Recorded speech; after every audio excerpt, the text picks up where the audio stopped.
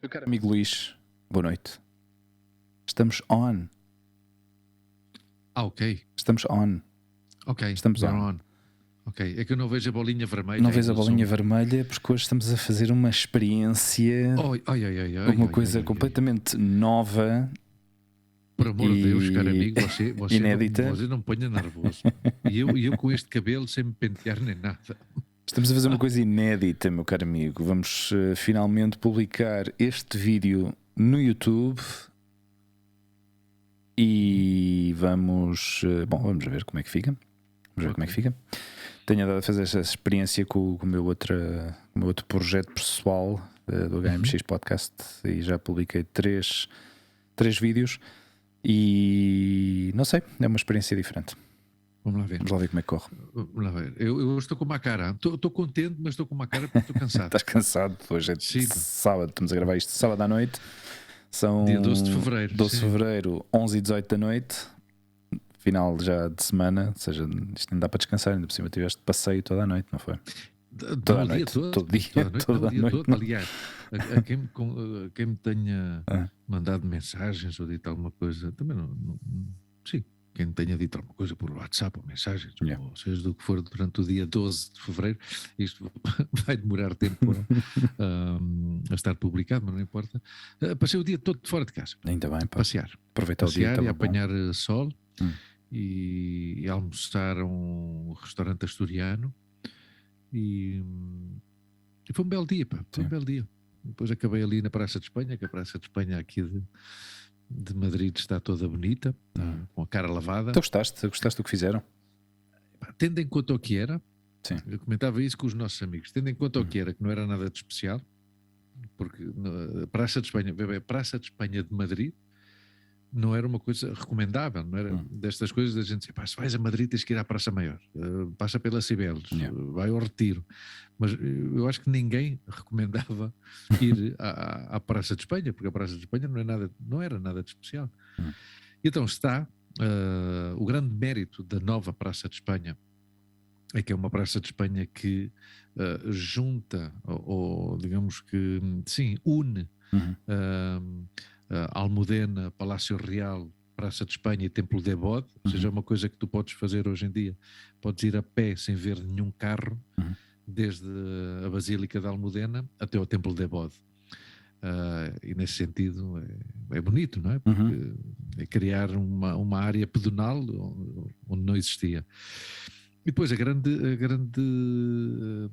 relevância que tem para mim é que é o primeiro projeto de participação cidadã de Madrid. Ou seja, isto é um projeto da presidente da alcaldesa anterior, da Carmena, da Manuela Carmena, como já falei várias vezes dela aqui, uma juíza reformada e que criou uma plataforma cidadã, uma política também, e que durante 4 anos foi presidente da Câmara de Madrid. E então este projeto foi apresentado num concurso público, mas quem votou, entre vários projetos, mas quem votou que fosse este foram os próprios cidadãos, não é? Numa votação aberta numa página web. Eu votei também, participei nessa votação, mas não votei, curiosamente não votei neste projeto, votei noutro.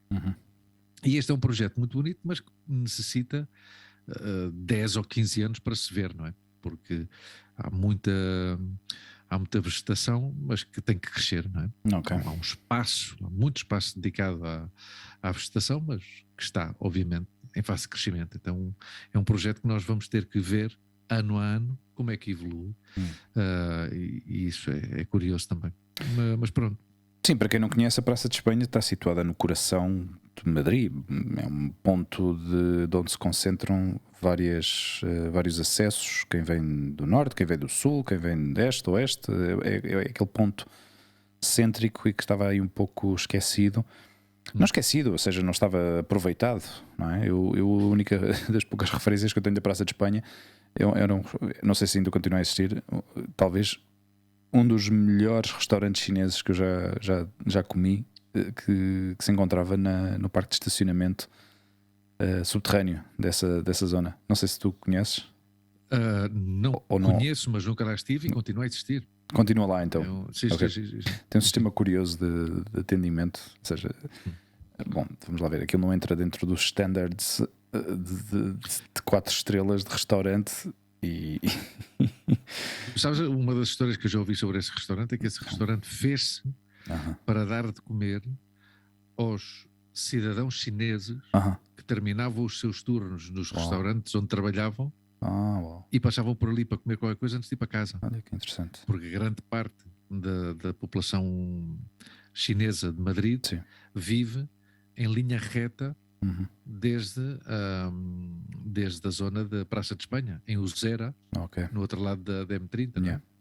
E isso foi uma das histórias que eu já ouvi sobre nunca tinha ouvido falar sobre esse restaurante, e daí também a riqueza da sua gastronomia, porque era uma gastronomia feita para os chineses, porque nós sabemos que um restaurante chinês, onde quer que se instale, seja no país que for, na cidade que for, adapta a sua cozinha aos gostos do país onde as pessoas vivem, não é? Sim, mas a particularidade desse restaurante é, para já, tu sentes que é autêntico, mas tem, ou seja, quando uma pessoa visita esse restaurante é melhor não ter grandes expectativas da qualidade do atendimento, porque claro, aquilo está feito para atender o mais rapidamente possível, comas o mais rapidamente possível, para depois outras pessoas sentarem-se. Há filas enormes para a espera, não podes reservar. Quem conhece a China diz que segue muito o standard do que é um restaurante na China. Curioso, pá. O tipo de street food, da comida de rua. Mas a qualidade da comida é muito, muito boa. Muito boa. Come-se muito bem ali, mas estão sempre a olhar para cima assim a ver se já te despachaste, a ver se já comeste tudo. Para seguir para o próximo cliente. Nós hoje almoçámos num asturiano. Num asturiano muito bom. Muito bom, sim. Ali em Príncipe Pio. Ok.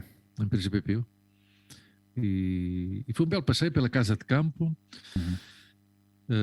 Depois desta prescrição médica do meu psicólogo que me receitou Horizonte, não é? Então eu necessito Horizonte, necessito sair da cidade, sair dentro dos prédios. E semana passada estivemos em Segóvia, esta semana depois fomos nesse refúgio, esse pulmão, não é? O chamado pulmão de Madrid, que é a casa de campo. E casa de campo, para quem nos ouve, é como se fosse um Monsanto de Lisboa. Sim. Não sei qual seria o paralelismo no Porto ou em Coimbra, se é que o há. E fomos dar aí uma voltinha, 7 km. 7 km desde Madrid de Rio, entramos por Madrid de Rio e subimos um bocadinho até lá acima, passámos o teleférico e tal e voltamos para trás.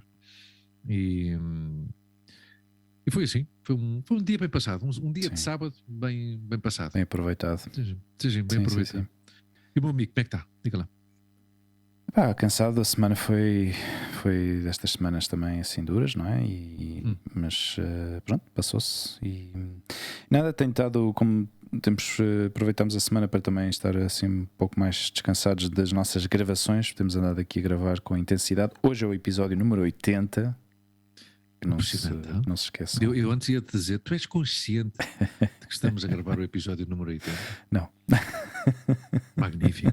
E não é para soar que isto, ou seja, não é para dar esta sensação de que não, já é mais um. Não é mais um. Todos os episódios são feitos com carinho e com muita dedicação, embora às vezes custe. Exato, e com uma certa dose de esforço. Sim. Não é estarmos aqui a chorar ou tipo lamechas, mas é verdade. Porque cada um tem a sua vida. Claro. E aliás, lembra-te que temos que voltar a reorganizar os nossos dias de gravação, porque na semana passada, ou a última vez que gravámos, tínhamos dito, a partir de agora vamos fazer assim. Não, já não pode ser. Temos que reorganizar. Não pode ser. Não pode ser. Temos mudanças de planos e não, houve aqui uma pequena reestruturação na planificação semanal e já não vai dar para gravar nos dias. De certeza que há outra. Sim, oportunidades há sempre. Sim, isso não há dúvida. Não, estava aqui a ver as trocas de mensagens, porque nós, embora não nos vejamos fisicamente, estamos quase diariamente em contacto. E tinha aqui um post teu, não um post, mas uma notícia que me reenviaste sobre o significado da bica, ou pelo menos as origens da bica. Sim, quem me mandou, mas isso é um reenvio, porque isso chegou reenviaste pelo Paulo César. O Paulo César foi o Paulo César ou o Baeta, não sei, um dos dois, no grupo que nós temos, um grupo de WhatsApp que se chama os putos da creche. Pelo que eu vejo aqui foi Baeta. Foi Baeta. Pedro Miguel Baeta. É, exato, os putos da creche. Temos aí esse triângulo da Costa da Caparica, não é Costa da Caparica, da Fonte da Telha. Fonte da Telha, Madrid, Utrecht, na Holanda.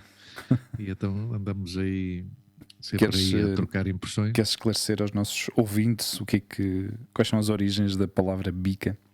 Sim. Espera, tenho que pôr os óculos. Senão, é bonito. Tem a ver com digamos, com os primeiros, com os agora não me sai a palavra. Com a introdução da introdução do café em Portugal, não é? Mas do café de uma determinada maneira ou do café mesmo? Sim. E então as pessoas obviamente não sabiam como é que se tomava essa bebida, não é? E então dizia... as pessoas não sabiam, então criaram, punham uns letreiros à porta dos estabelecimentos em que diziam: aqui serve-se café e tal, e diziam: beba isto com açúcar. Daí que começou a ser conhecido por a bica. Que a bica no Porto, sabes como é que lhe chamam?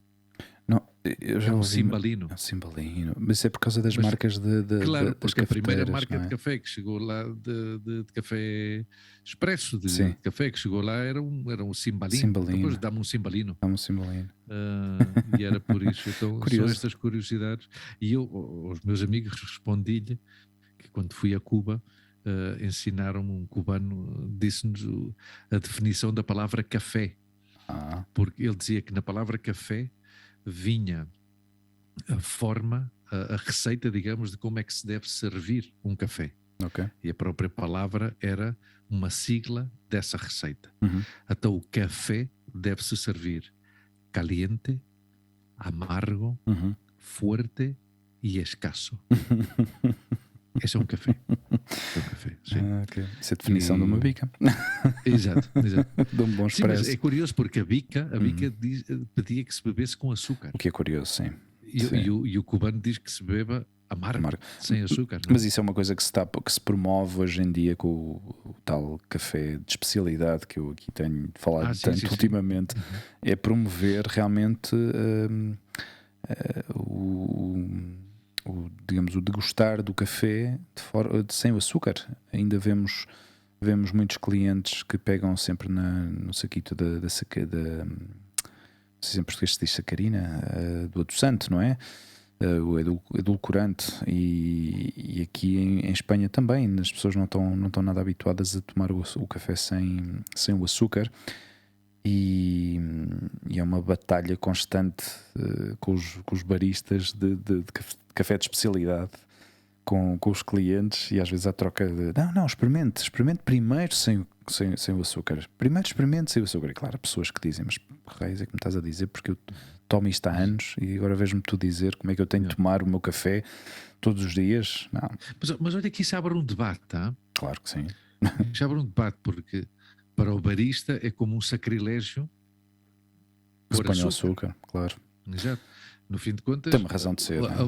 Sim, mas no entanto a vontade ou o principal objetivo de um barista é proporcionar um bem-estar e um momento agradável ao cliente. E se o cliente quer com açúcar, claro, o que mais te interessa. Já há um debate aí. Porque será que há essa necessidade de educar o cliente? A questão é, claro, ao fim e ao cabo, está aberto o debate. Está aberto o debate, senhoras e senhores. Não, aqui a questão, e já falámos sobre o nosso produtor, o nosso regidor que estava aí a dizer já. Sim. A questão aqui tem a ver com a preparação do café. Tem vários passos e um deles é exatamente quando eu já falei disto da outra vez. Aliás, este artigo foi enviado realmente pelo nosso episódio que falámos sobre esta questão. O leite, por exemplo, é aquecido até uma determinada temperatura exatamente para evitar que amargue. Então, quando tu tomas o café com leite, quando tu acrescentas o leite ao café, esse leite está aquecido a um máximo de 65 graus. Então essa é a temperatura máxima para que o café não amargue. Então essa combinação é que faz com que o próprio leite já dê esse toque doce ao café. Percebes? Amigo. É essa a razão. Então tem sentido que os baristas digam às pessoas: experimentem sem açúcar. Porque o leite que se usa normalmente é leite fresco, é um leite diferente, é um leite com menos... ou seja, eu acho que o leite... Eu não sei se o leite fresco passa pelo processo de pasteurização. Eu acho que deve passar, porque eu não acredito que vendam leite sem estar pasteurizado. Mas não passa... Os leites normalmente que são ultra pasteurizados, aliás, até normalmente têm uma data de caducidade muito mais longa, não é? Mais extensa. Os leites frescos normalmente são de curta duração, não é? Só abertos máximo devem estar 2 ou 3 dias como máximo, não é? Claro, porque não estão pasteurizados, não é? Eu acho que não estão pasteurizados, mas posso estar enganado nesse sentido. Mas o que é certo é que não passam por um processo de ultrapasteurização, portanto tem outras características, não é?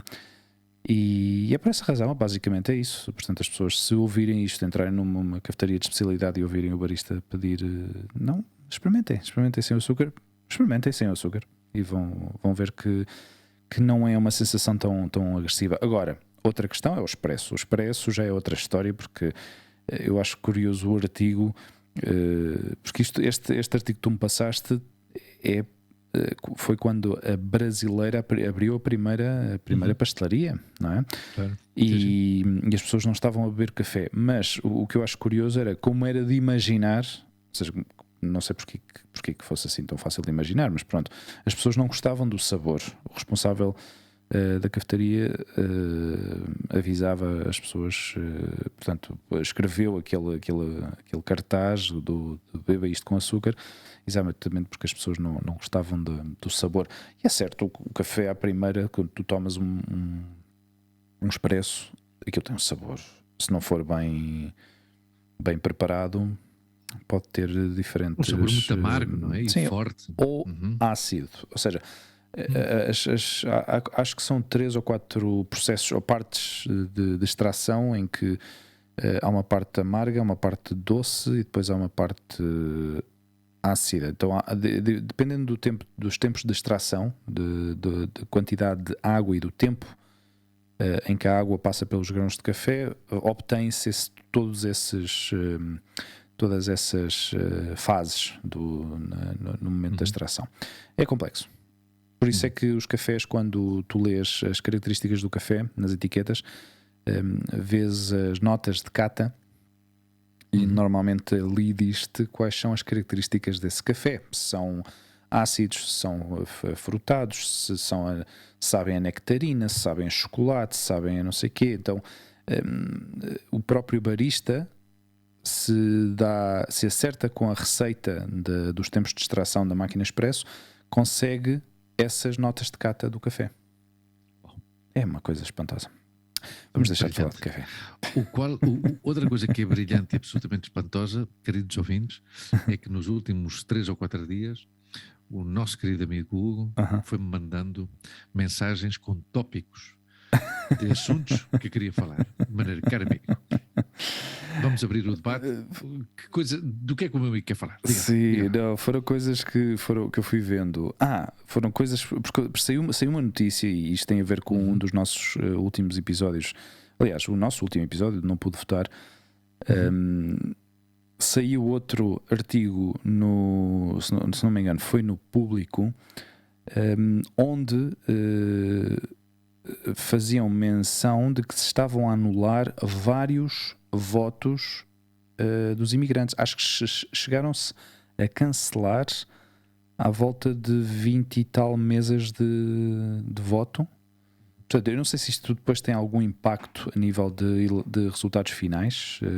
Não sei, mas o que tem a ver é obviamente com impacto na participação, não é? Claro. Mas na falta de relevância do voto imigrante. Yeah. Mas não sei qual é o impacto exatamente. Mas sabes o que aconteceu com isto? E eu dei-me conta disto no momento em que eu recebi o boletim de voto. A forma sorte, como fizeram. Não, eu não sei se foi sorte ou não. Ou seja, houve.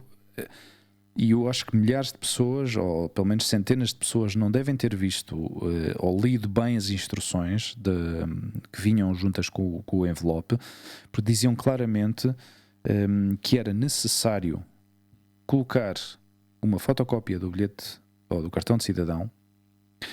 Mas o curioso disto é que tu tinhas, ou seja, o envelope, digamos, toda a documentação relacionada com o boletim de voto era um envelope para enviar desde o estrangeiro, já com portes pagos, portanto não havia custo para mim para enviar. Sim. Depois vinha outro envelope, digamos, outro papel com as instruções de como fazer todo o procedimento, não é?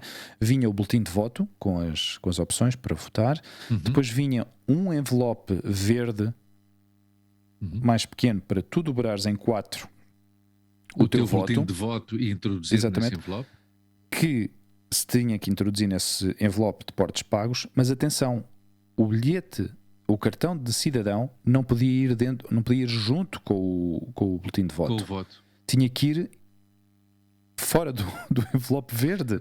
Então espera aí, mas então deram-te 2 envelopes. O envelope. Não, só um dos envelopes é que é franqueado. Exatamente. E tu pões o envelope verde dentro desse envelope. E a cópia do cartão de cidadão entre o envelope verde e o envelope de portes pagos, ou de franqueio pago. Não te parece demasiado confuso para é profundamente complicado, é muito complicado, no entanto tem sentido, porque tu, obviamente, o voto é secreto, e se tu pões a fotocópia do cartão de cidadão dentro do envelope onde vai o boletim de voto, obviamente já se sabe quem votou a quem. Ok, perfeito. Yeah.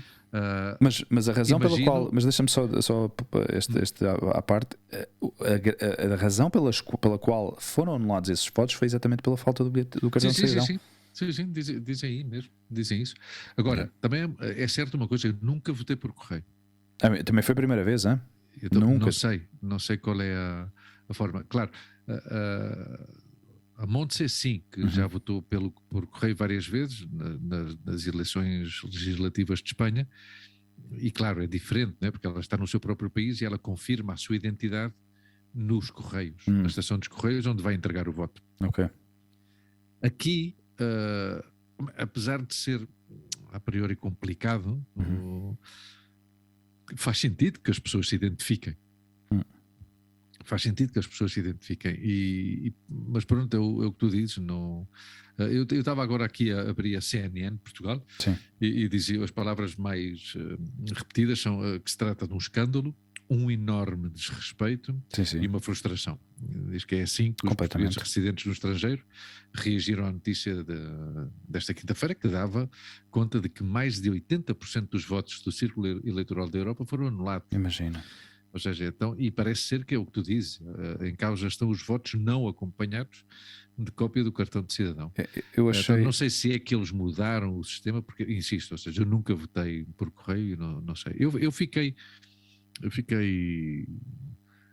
triste, primeiro porque, atenção, eu não recebi o voto e não foi porque eu não tivesse deixado claro a minha posição no consulado. Aliás, eu fui ao consulado para votar, como sempre, mas pronto, já falámos disto, também não vamos repetir, mas pronto, eu acho que deveriam rever ou buscar uma solução para que as pessoas, pelo menos na próxima vez, não exista este inconveniente. E é tal história, ou seja, isto no fim de contas o que é um ataque à democracia, não é? Porque todos os cidadãos têm o direito a participar, mas se tu lhe tiras esse direito, pois estás a vulnerar direitos essenciais de qualquer cidadão, viva ou não viva no seu país de origem. Mas é uma desconfiança do próprio sistema. Claro. Eu sei lá se o meu voto agora chegou ou não chegou. Em princípio, eu fiz tudo bem. Mas, atenção, eu durante o meu processo aqui sentado em cima da mesa, quase cometo esse erro, Claro, de não introduzir, ou seja, porque o envelope com o franqueio pago tem digamos, esta película aderente, não é? Imagina se eu deteriorasse o envelope, o que é que eu fazia? O que é que aconteceria com isso? Eu não teria a oportunidade eu seria considerado como um voto nulo, ou abstenção, ou voto em branco, sei lá. Bom, neste caso uma abstenção, porque não chegaria ao meu boletim de voto, não é? Não tenho... Sim, claro, essa é outra questão. Como é que vão contabilizar parte desses votos, os que não iam acompanhados do bilhete de identidade ou da fotocópia do cartão de cidadão, são considerados abstenção ou votos nulos? Aliás, esse envelope chegou sem estar certificado, ou seja, eu recebi aquilo no correio. Sim. Eu fui à sucursal de Correios aqui onde eu vivo. Eles apontaram, eu agora não tenho a certeza se apontaram o meu número de bilhete de identidade ou não, mas para mim foi uma situação que me deixou não nervoso, mas deixou-me incómodo. Ou seja, a questão da cópia, tive que fazer fotocópia. Por acaso tenho aqui uma impressora que me faz cópias, mas imagina mas tive dificuldade para fazer cópia, porque a máquina não captava corretamente o cartão de cidadão. Não sei se pelas questões de segurança que tem, os elementos de segurança que tem o próprio cartão, as marcas d'água, não é? Claro, porque às vezes os próprios documentos estão feitos para que não se façam cópias em qualquer sítio, não é? Isso para mim deixou-me já com uma certa... Bom, não é que fosse um problema, podia ir a uma papelaria fazer uma cópia, mas não sei, foi um processo estranho. Sim. E depois quando vi esta notícia, quase 2 semanas depois, fiquei assim, ok, então não fui a única pessoa que teve problemas com isto, não é? É porque não leram as instruções. Ou esqueceram, ou simplesmente se esqueceram. Não é? Não sei. Ou seja, claro, por um lado tem sentido ou seja, tem sentido o que tu dizes, não é? Ao fim e ao cabo é necessário uma certa identificação para se poder identificar a pessoa e tomar nota de que a pessoa tal votou. É certo que o voto é secreto, mas continuamos com a mesma situação, ou seja, é um sistema arcaico, um sistema que depende de slow mail. Não sei, na época em que já vivemos, com tanto certificado digital, com tanta segurança digital para uma quantidade de serviços que são também, ao fim e ao cabo, que gerem os nossos dados pessoais, não é? A declaração da renta, pagar vários serviços, ter acesso a vários documentos que são, por exemplo, se tu queres pedir, por exemplo, um certificado de antecedentes criminais ou antecedentes penais, que podes pedir através da internet, se tu tens um certificado digital e chega-te diretamente por um documento PDF ao teu computador, percebes? Aí nesse aspecto não parece que o sistema confia em ti como cidadão, não é? E na tecnologia que está disponível ao fim e ao cabo. Mas nesta situação, na questão do votar, ainda nos obrigam a deslocar. Se não estás fisicamente na cidade ou digamos, como é que se diz? No teu distrito, na cidade onde tu estás registado, não é? Por exemplo, recenseado, não podes votar, não é? Porque fisicamente não podes votar noutra freguesia, se não estás recenseado nessa freguesia. Então é um sistema todo ainda um pouco que tem espaço para melhorar. Continua a ser tradicionalista e continua a pensar que um dia de eleições é um dia de participação cidadã e que o cidadão tem que e que o cidadão deve participar e deve participar fisicamente e deve participar presencialmente. Talvez também seja, no meu caso como imigrante,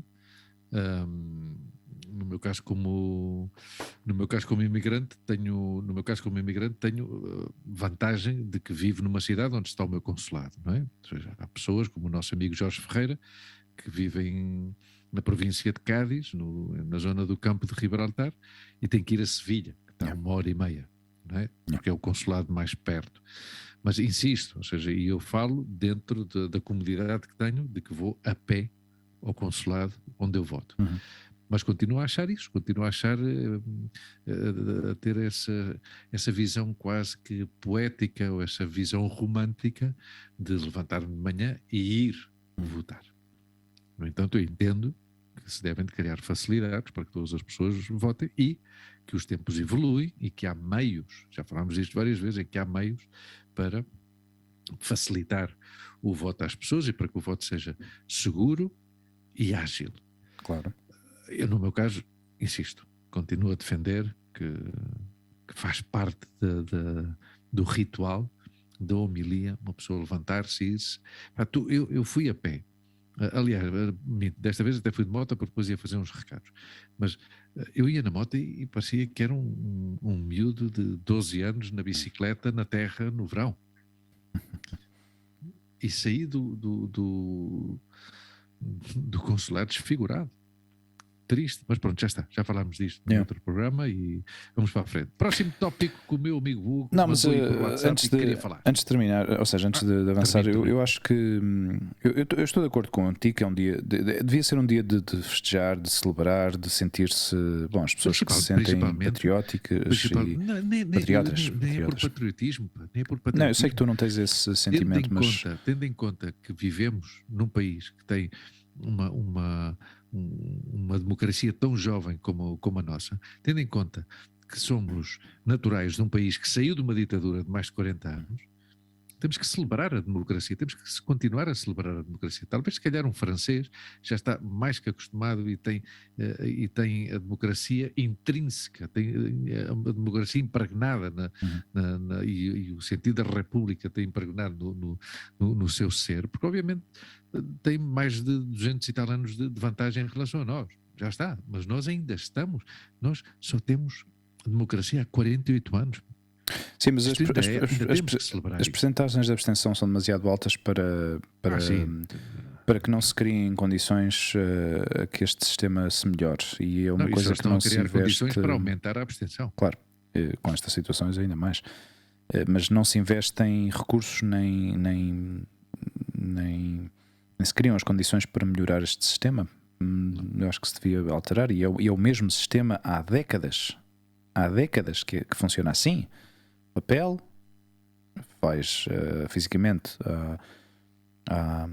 ao sítio de votar e funciona assim, igual, da mesma maneira. É uma coisa que já é arcaica, ou seja, é uma coisa que se devia pelo menos considerar uma revisão e dizer, se calhar este sistema um bocado ainda contar papéis assim à mão, percebes?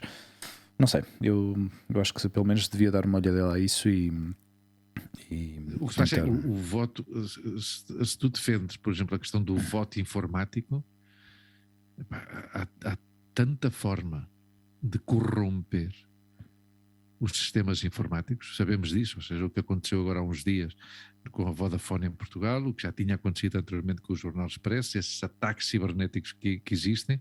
Eu acho que a forma mais segura ainda hoje, a forma mais segura de ter umas eleições seguras e livres de fraude é a presencialidade. Aliás, basta ver que os países mais desenvolvidos do ponto de vista tecnológico continuam a convocar eleições desta forma, com um papelinho e depois pessoas a contar. Eu aí não sei. Agora, que talvez se tenha que criar opções viáveis e seguras e ágeis e de acordo à tecnologia disponível para que pessoas que estejam fora do território possam votar em segurança e de uma forma ágil, pois sim, fantástico. Agora, eu insisto, ou seja, não é uma questão romântica nem nostálgica, mas o voto que vá lá à pessoa continua a ser, digo eu, o mais seguro, não é? Mas pronto. Próximo tópico, caro amigo. Não, tu tocaste aí falaste da notícia da Vodafone que foi hackeada e deixou o país assim um bocado a abanar, com certos serviços, especialmente os serviços de urgência, bombeiros, imagino também polícias, mas a notícia que eu vi falava especificamente de uns bombeiros que acabaram por utilizar um sistema alternativo para para se comunicarem e para atenderem a emergências. E foi uma coisa assim. Aliás, eu estou a ler aqui o titular, foi o Ciresp. Ciresp foi o plano B de muitas corporações de bombeiros depois do ataque à Vodafone. Olha, Ciresp pelos vistos, é uma rede de rádio que se pode utilizar, que acabou por ficar saturada também, não é? Mas foi realmente a opção que tiveram estes vários bombeiros, não é? Conseguiram para poder continuar a comunicar e atender as emergências, e pelo menos funcionou. Não tiveram nenhum, digamos, nesse sentido não ficou, conseguiram cumprir com o dever, mas chama-se Sistema Integrado de Redes de Emergência e Segurança de Portugal. É uma única rede rádio que permite às várias entidades partilhar informações dentro da sua própria entidade ou umas com as outras. Uau. Ainda bem que existem estas coisas, não é? Sim. E que ainda haja pessoas que saibam utilizar, porque é tal coisa, esta dependência que existe hoje em dia das operadoras. Nem sequer pensamos nisto, mas porque a notícia diz que cerca de 1/3 das corporações têm a Vodafone como operador. Impressionante. Impressionante. Como estas caídas, por exemplo, dos servidores da Amazon ou da Google, que houve também há uma coisa de uns meses aqui, que afeta páginas, websites e serviços, até, aliás, o Spotify, que nós publicamos semanalmente este podcast, houve uma altura que esteve afetado. Anchor, que é a nossa plataforma que utilizamos para subir os podcasts, também esteve afetada por uma caída dos servidores da Amazon. E o mundo está dependente cada vez mais e mais destas empresas. Um dia que haja qualquer coisa com isto, vai tudo ao ar. Vai tudo ao ar, pá. Aí é tal história, não, como é uma questão tão técnica, não entendo bem, mas é preocupante. É preocupante. Sim. Essa dependência. Já não é só a dependência que nós temos para comunicar, é tudo o que está vinculado à internet e que tem uma relação direta com a nossa vida. Ou seja, se há uma falha de internet séria e grave, nós podemos ficar sem acesso ao nosso dinheiro porque está no banco. Claro. Não é? Ou seja, há um sem fim de coisas cotidianas, claro, que estão conectadas. Claro, imagina, já não podes pedir. Hoje em dia é tudo por apps, não é? No outro dia fui a um como é que se diz?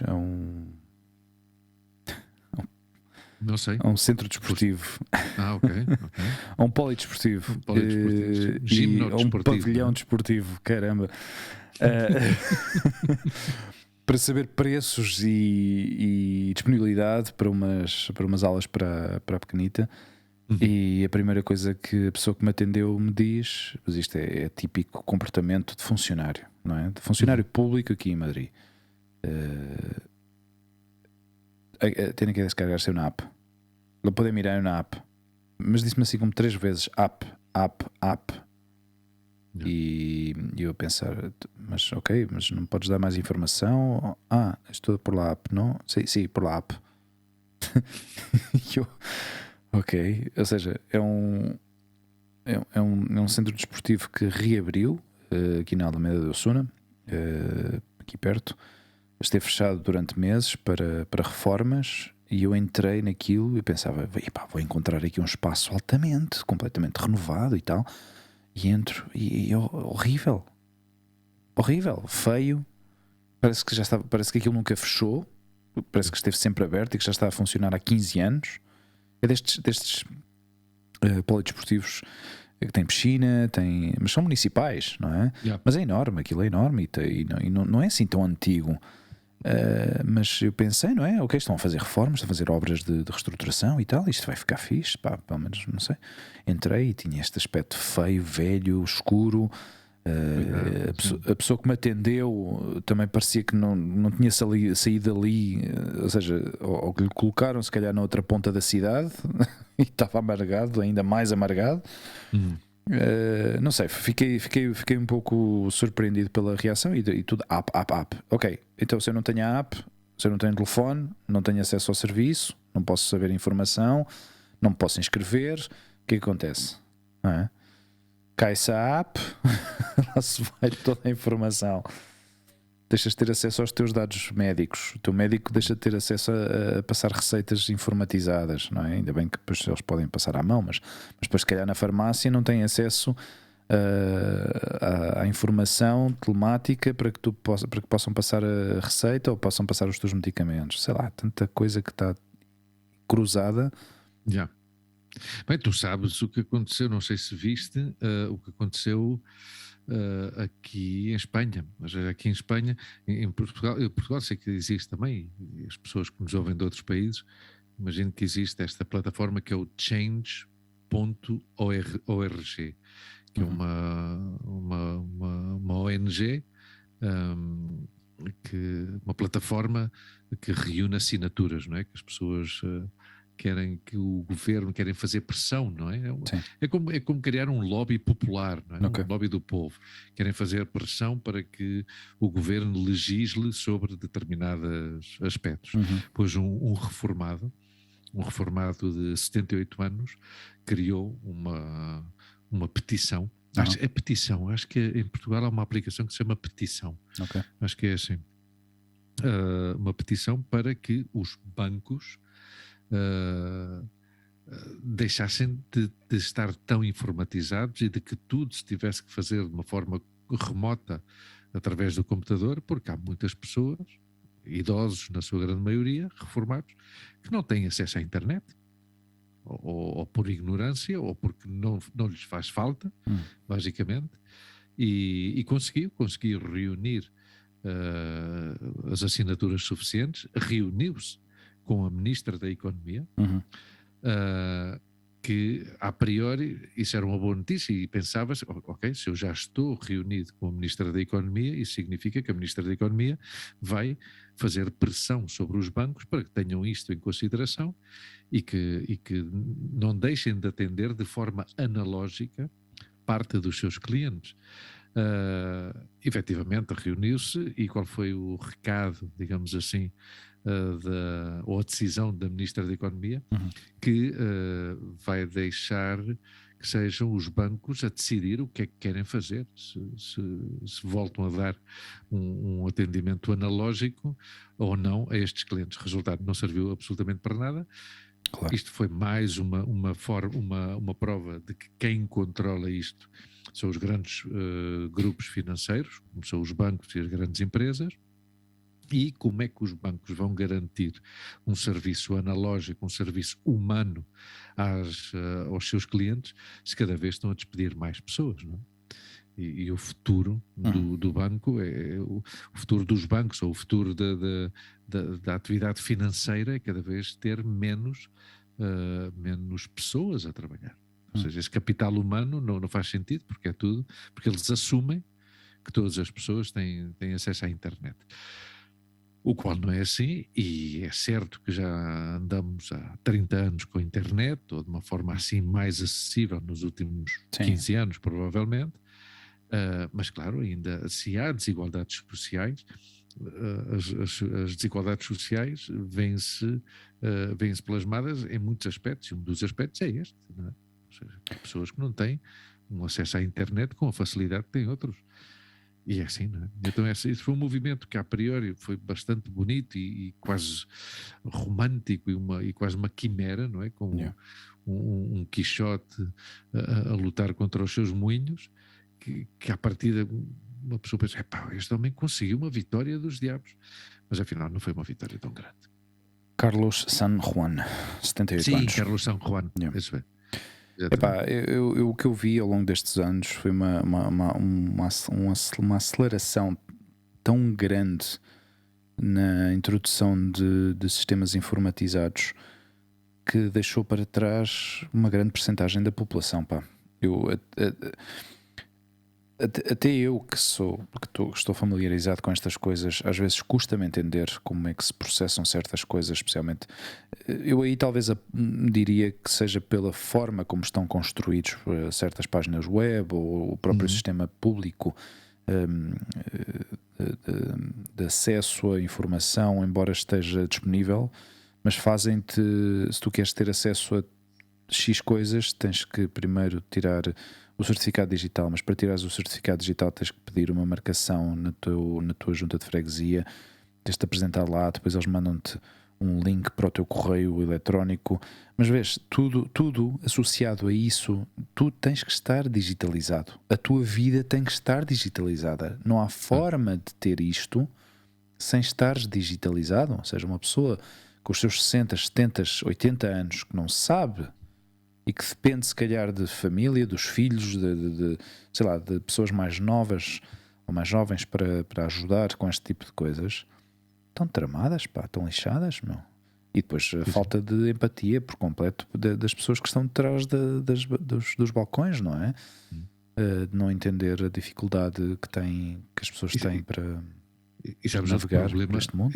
Outro problema tremendo que existe em Espanha é na zona interior, que imagino que em Portugal suceda o mesmo, é que cada vez há menos dependência, há menos balcões bancários, há menos bancos no interior. Então há pessoas que não têm dinheiro em efetivo. Claro. E depois isto é tudo uma roda, um ciclo, quase um círculo vicioso em que provavelmente é um pequeno negócio aí que, como não tem uma boa conexão de internet, não pode ter pagamento com multibanco ou pagamento com cartão. Claro. Os outros não têm um banco para ir levantar dinheiro, ou seja, o que é que não sei, ou seja, há uma falta de empatia, o que tu dizes, uma falta de empatia, claro, entender os problemas reais do cidadão. E que o sistema quer quase de forma forçosa deixar para trás toda esta gente, não é? Todos, exatamente. Porque o que acontece com estas pessoas que não sabem absolutamente nada, não sabem entrar num computador, ainda por cima. Eu só de pensar a quantidade de vezes que cada vez que abro um computador ou que abro a tablet e entro numa página web e pergunta-me uma e outra vez a minha password, e se eu me esqueço da password ou tenho que criar uma nova password, só as passwords, só nisso já é uma coisa espantosa, porque o facto de teres que memorizar ou escrevê-las, e depois, claro, se escreves, então não tem muito sentido, porque ao fim e ao cabo ter uma password é exatamente isso, para teres o teu sistema seguro, não é? Para que ninguém possa aceder. Mas estas pessoas que querem ter ou que querem estar minimamente em contacto com as suas famílias têm que criar uma conta no Facebook, têm que criar uma conta no Instagram, mas para isso precisas de um correio eletrónico, então tens que criar uma conta de correio eletrónico, tens que criar uma password para poder entrar nesse correio eletrónico, e as passwords não são ou seja, hoje em dia estes sistemas estão feitos para que tu não ponhas 1, 2, 3, 4. Percebes? Claro, sim, não tens que ter porque tem aquele caracteres especiais, não é? Claro, tens de ter um mínimo de 6 caracteres, tem que ser uma maiúscula, minúscula, um símbolo especial, um caractere especial e não sei o quê. Epá, é difícil, é muito difícil, não sei se isto, parte desta revolução digital, tem que passar pela biometria, ou seja, sei lá, que uma pessoa possa com o seu próprio dedo ou com o olho, ou com, sei lá, com algo, uma coisa que... Fantástico, mas a questão é a seguinte: como isso, ou talvez a mim me parece muito futurista, vamos lá ver, a tecnologia, a gente já sabe que a tecnologia avança a passos agigantados e muito rápido, não é? Sim. Ok, mas o ritmo humano não é tão rápido como o ritmo tecnológico. Yeah. Então, se o ritmo humano pode acompanhar, ou seja, quando falo de ritmo humano, falo das condições de vida dos seres humanos, acompanha esse ritmo da tecnologia, perfeito. A Mas passa que não é assim. Imagina que de um momento para o outro os bancos dizem, não, isto aqui por questões de segurança, para que estejamos todos seguros, tem que ser por... as pessoas têm que ter em casa um aparelho que comprova a sua identidade através da retina ocular. Quer dizer, uma pessoa com 88 anos, o que é que vai fazer? Vai comprar esse aparelho para poder ir às compras? Ou seja, temos que ir com calma. Não tem que haver simpatia. Ou seja, não podemos criar condições para os semelhantes. Ou seja, os poderosos não podem criar condições de vida ou métodos de vida para os seus semelhantes, porque os seus semelhantes são uma minoria neste mundo. Já está. É assim, ou seja, não há outra. Mas é a tal história. Eu ando aqui há uma data de tempo a pedir uma revolução, mas continuamos a ter comida para ir para o estômago, e já está, ainda bem, continuamos a ter comida para ir para o estômago, obviamente. Mas é a tal história, ou seja, vamos-nos aqui calando e engolindo sapos, e não pode ser. Por isso é que eu fiquei triste e de certa maneira frustrado, porque a iniciativa deste senhor foi magnífica, esteve a ponto de dar frutos, mas depois, mais uma vez, viu-se quem é que tem o poder, e já está. E quem tem o poder é quem manda. É que a lei de ouro, não é? Eu agora no musical que estamos a preparar para estrear em outubro ou novembro, há uma parte do diálogo de um dos co-protagonistas da obra, que faz de mau e que pergunta a um pobre desgraçado: tu sabes qual é que é a lei de ouro da vida? Ele: não, pois quem tem o ouro tem a lei. E é assim, não é? Ou seja, sabes qual é a lei de ouro? Pois isso, quem tem o poder é quem faz a lei. Já está. Mas pronto, é a vida. Sim, olha, esta tarde estávamos a falar de hackers e da rede da Vodafone ter sido hackeada. Eu recebi 2 correios, 2 e-mails da NOS, da empresa esta. Não sei se já ouviste falar desta empresa NOS. Sim, em Portugal. Claro, e eram dois e-mails que eu depois verifiquei o remitente e vi que parecia um correio oficial, não parecia nem spam, nem phishing, nem nada disto, mas vinha uma informação, ou seja, o e-mail dizia: enviámos-lhe anexo o modelo resumo, digo-te já, enviámos-lhe em anexo o modelo resumo de contrato. E eu, espera lá, desculpa lá, mas estás-me a enviar um anexo do modelo resumo de contrato? Mas que contrato? Mas claro, isto tudo claro, um e-mail todo bem redatado, com informação, enviamos em anexo informação adicional ao seu contrato. Depois eu entro no PDF e não vejo o meu nome lá, nem vejo não vejo nenhuma referência a mim, à minha pessoa, não é? Vejo um número, vejo vários números, vejo o site, vejo tal. Depois, minutos depois, ativámos a sua fatura eletrónica. E eu: ativámos a sua fatura eletrónica? Espera lá, o que está aqui a acontecer? Aqui comecei já a entrar em paranoia. E depois outro mail a dizer: registre-se para aceder às aplicações e site. Bem, aqui já foi. Liguei para eles através do Skype. Felizmente tem um número que se pode ligar desde o estrangeiro. E falei com um comercial primeiro, que me aconselhou a ligar de novo, mas que marcasse a opção número 2. Mas que em princípio o meu número de contribuinte não aparecia registado em nenhum contrato. Liguei para outra vez, marquei a opção 2, falei com alguém que realmente verificou através do meu número de contribuinte que eu não estava registado, mas que o meu e-mail foi usado para... ou seja, ficou associado a este cliente, que curiosamente também se chamava Hugo, mas não era o nome, ou seja, o resto do nome não coincidia com o meu, porque eu na minha cabeça já estava a pensar em suplantação de identidades e merdas assim, estás a ver? E não, a pessoa que me atendeu disse-me: não se preocupe, eu retiro o seu e-mail. Obviamente isto foi um erro e não se preocupe que já fica tudo resolvido. Mas caramba, pá, já viste? Sim. Como é que alguém, ou seja, a pessoa que enviou isto teve acesso ao meu e-mail? Claro. Ou seja, não inventou o meu e-mail, escreveu o meu e-mail, não é? Ou fez um copy-paste de uma lista, se calhar, de 300 mil correios eletrónicos que tinha. Não sei. Eu às vezes associo. Eu sei que eu na empresa onde eu trabalhei antes, muitas vezes enviavam-se e-mails a pessoas erradas que se chamavam, que tinham o mesmo primeiro nome, porque tu, quando entras na aplicação de e-mail, escreves o primeiro nome e o sistema reconhece o nome e então preenche o resto da direção de e-mail. Terá acontecido isso aqui? Percebes? Que eles por defeito o meu e-mail tenha saltado por alguma razão, não sei, foi um pouco estranho, mas pronto, em princípio ficou tudo resolvido. Mas fiquei assim um pouco assustado depois de ter ouvido a notícia da Vodafone ter sido hackeada. Fiquei assim um pouco preocupado, mas pronto.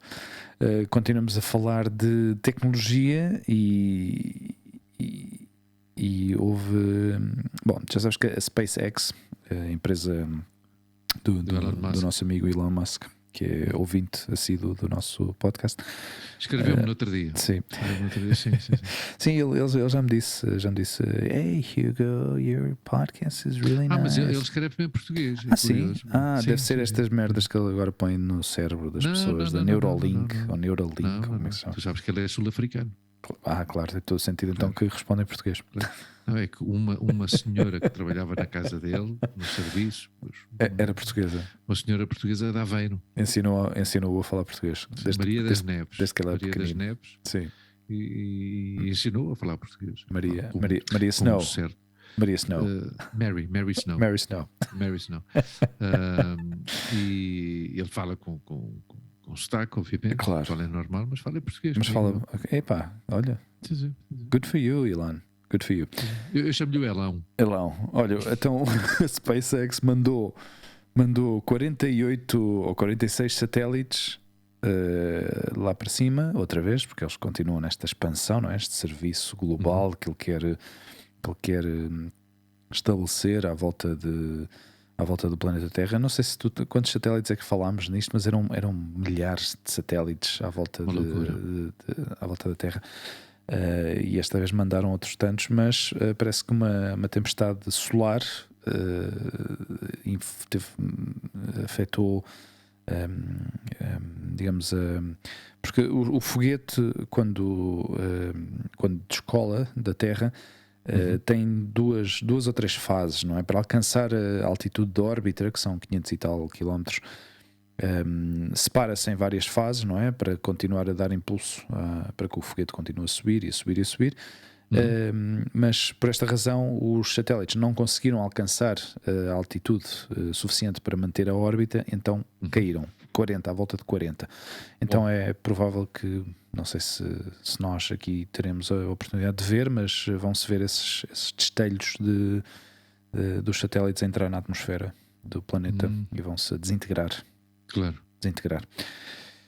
Pronto, SpaceX não caiu na cabeça de ninguém, não? Não, em princípio não, porque estes satélites também não são assim destes tão grandes, não é? São satélites pequenos. É verdade, um pequenino. O objetivo destes satélites é dar cobertura de internet, de ligação à internet por satélite a zonas remotas. Ou seja, o projeto é interessante, desde essa perspectiva é interessante.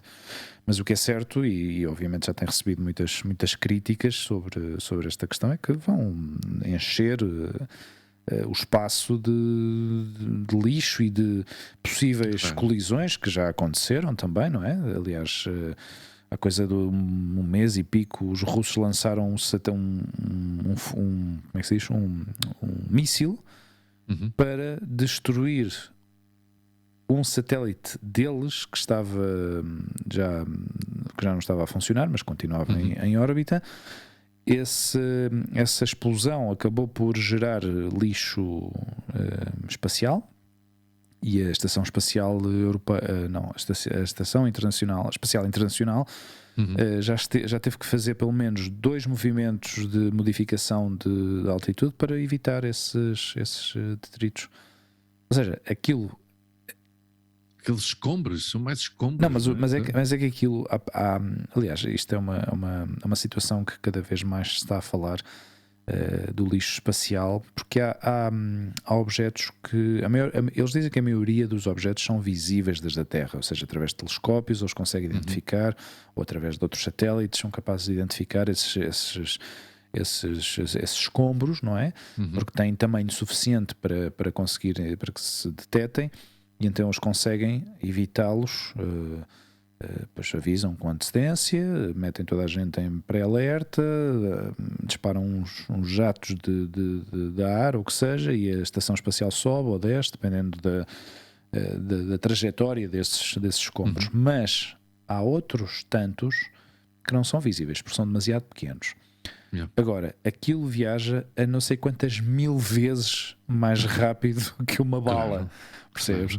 Aquilo perfura com uma facilidade. Não há nada que consiga parar aquilo, não é? Aquilo viaja a 20 e tal mil quilómetros por hora à volta da Terra, e aquilo penetra por qualquer superfície, meu. Não, aquilo vai a uma velocidade brutal. Sim. E então foi. São autênticos projéteis, claro. Ou seja, balas, não é? Como sim, mas mais rápidos ainda. Não sei quantas mil vezes a velocidade do som. Ou seja, uma coisa brutal, não é? Se a velocidade do som é Mach 1, aquilo viaja a 20 e tal mil quilómetros. Não sou matemático, mas são muitos Machs. São muitos Machs, pá. Já é Mach à brava. Já demasiado Mach para a minha cabeça, meu. Isso é muito Mach para a minha caminhonete. É muito Mach, pá. Para a minha caminhonete, vai lá, vai. Mas é isso. Então, estes felizmente pelo menos sabem que vão cair. E vão se desintegrar na atmosfera. Isso que tu acabas de falar faz parte, é um exemplo claro do egoísmo absurdo do ser humano. Ou seja, o senhor Elon Musk, no fim de contas, o que é?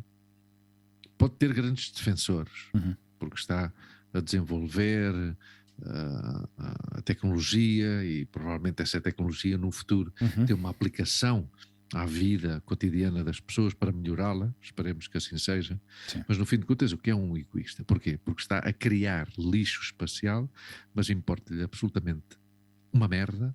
Porquê? Porque ele sabe que dentro de 50 ou 60 anos já não está aqui.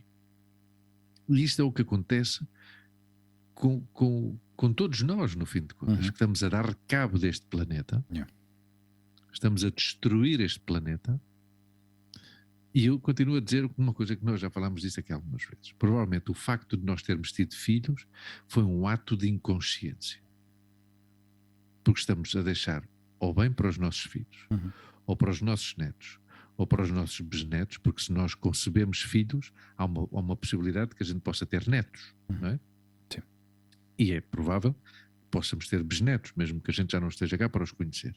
Mas estamos a deixar um planeta completamente destruído e doente para as gerações que vêm. Em vez de pelo menos tentar salvá-lo um pouco, cuidá-lo um pouco, para que os que venham tenham uma certa qualidade de vida. E esse é o problema. Vou-te colocar aqui uma pergunta que se calhar é um pouco polémica, mas gostava de saber a tua opinião sobre isto. Tu achas que deveria haver controle de natalidade? Ou seja, desde um ponto de vista psicológico, ou seja, fazer uma avaliação psicológica a casais que querem ter filhos e que se determinasse se essas pessoas teriam condições ou não para ter filhos. Dentro, tu planteaste aqui uma coisa que é um controle de natalidade, analisando as capacidades psicológicas de umas pessoas para ter ou não ter filhos. Isso, a mim, parece uma atitude ditatorial. Não.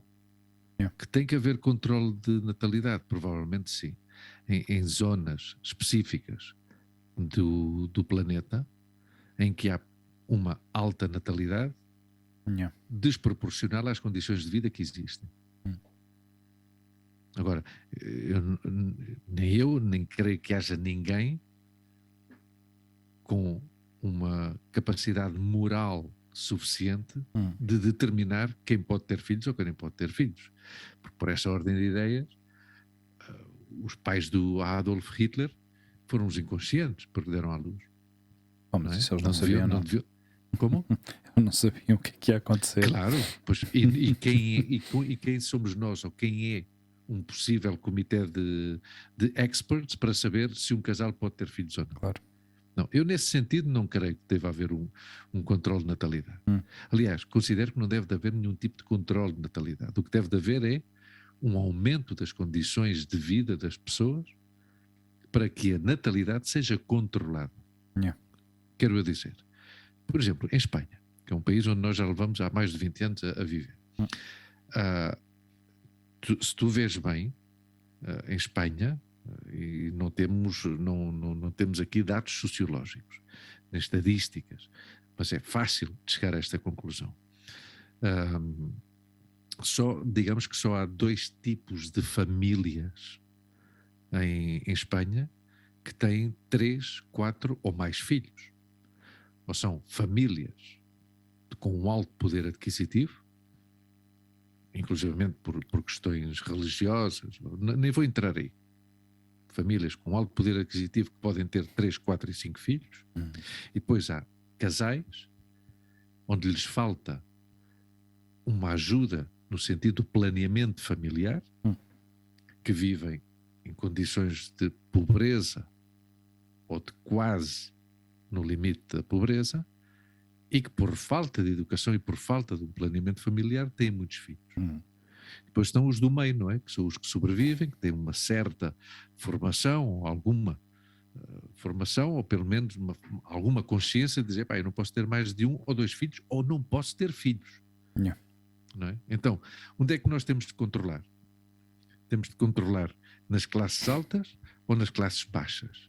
Não, temos é que criar condições nas classes baixas para que tenham umas boas condições de vida e dar-lhes uma educação suficiente. Mas isto já tem a ver, eu digo sempre que uma das medicinas para a sociedade é a educação. Mas claro, isso é uma coisa que se tem que...